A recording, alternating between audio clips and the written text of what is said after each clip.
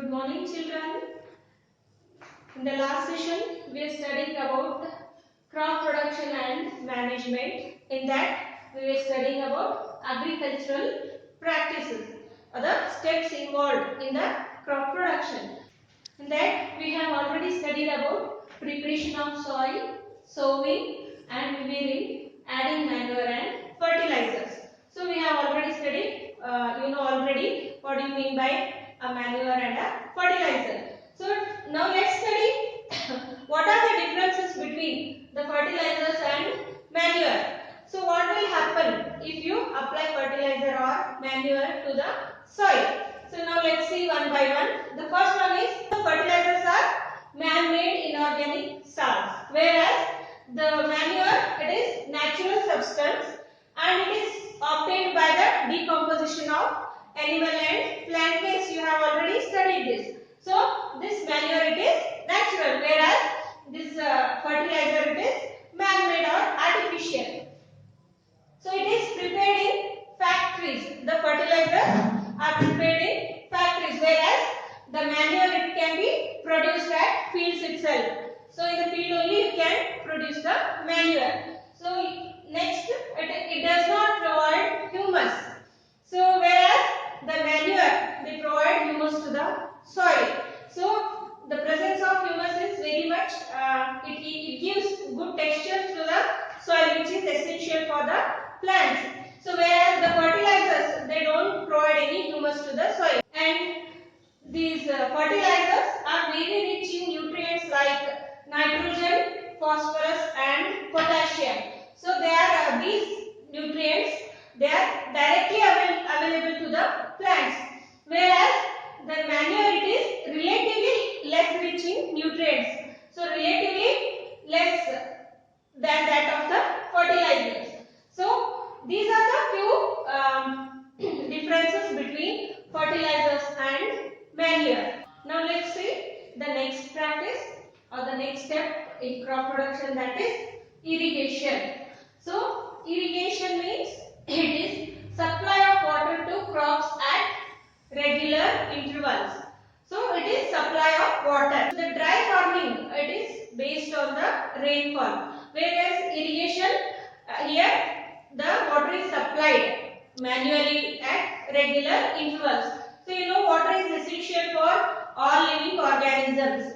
So, the plants, they absorb all the nutrients through water. 90% of the plant body, it contains water only. So, the seeds also, they don't germinate if there is no water. So, if you keep the seeds outside without water, do they germinate? No, they don't germinate. When you put some water, so then only you can see the sproutings.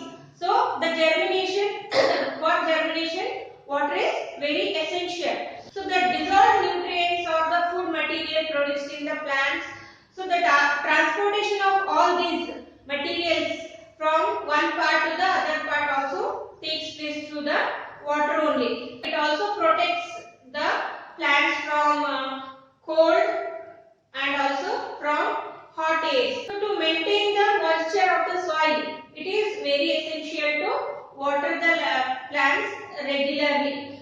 So, in this step, the water is supplied to the plants at regular intervals. So, what are the sources of water for irrigation? So, here, as you know, there is a continuous need of water. So, there should be a source of water for the supply to the plant. So, what are the sources? The sources are like wells, tube wells, means bore well, ponds, lakes, rivers, dams and canals. So, these are the main sources of water for the irrigation. So, from these sources, the farmers, they supply water to their crops. There are two methods of irrigation. The first one is traditional method and modern method. We have, in traditional methods, we have moat or also called as pulley system. Second one, chain pump. Second one, chain pump. Third one, daily.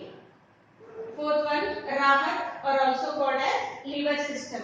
So, in this traditional methods, the water is lifted from wells or lakes. So this lifting of water, it is done by manually or by using some animals like cattle. These traditional methods are cheaper, but they are not much efficient. So pumps are also used for lifting of water. So that those pumps, they run by electricity or by the petrol or diesel. So these are the some methods, traditional methods by which the water is lifted and provided to the crops. This is moat or pulley system where the water is lifted from the wells manually and poured to the fields. This is chain pump system. So here you can see many buckets are fixed to the chain. When the pulleys are made to rotate, the buckets, they fill water from the water source and pour it to the land. Dhekli is a traditional system of irrigation which is mainly seen in rural areas. The Dhekli irrigation system uses ropes and a container to get water from a well. Farmers had to take out water manually from the well and pour it into the field. This causes a lot of water wastage. So nowadays, people do not use this method of irrigation. Rahat is also a traditional system similar to chain pump, but here the pulley is rotated with the help of bullocks. In all these traditional systems, water is wasted a lot when we compare to the modern systems of irrigation. The modern methods, they include sprinkler system and drip system. So this sprinkler system, it is very opted at uneven lands like mountain areas or where the land is not even, it is which has ups and downs. So it is very suited in those areas. And this system, it is also very much useful where there is not much availability of water. So here in the system, the perpendicular pipelines are set on in the field and they are connected to the main draw. The perpendicular pipe, it has a nozzle, rotating nozzle at the tip. So the water, when the water is pumped into the pipes with the pressure, so they are run with the water pumps. So the water, the nozzle rotates and the water sprinkles all over the field as if it is raining. You might have seen that in the gardens. It is like fountains. It will be continuously, the nozzle rotates and the water, it gets sprinkled on the plants. So sprinkler system, it is very much efficient in coffee plantation and also on the lawns. Lawns means the grass grown in parks. You might have seen the cushion like grass grown on the gardens. It is called as lawn. Here you can see the sprinkler and also how the water is sprinkled on the plants. The next system is drip system. So in this drip irrigation, so where the land is even, so where the pipes are placed on the land, these pipes have very minute small openings through which the water drips or water oozes drip drop by drop. So the water, as the pipes are laid on the ground, the water is directly supplied to the base of the plants. So that the roots get the water directly. So it is also very much water efficient. So it is there is no much wastage of water compared to sprinkler also, because the water is directly supplied to the plants. So there is no wastage of water.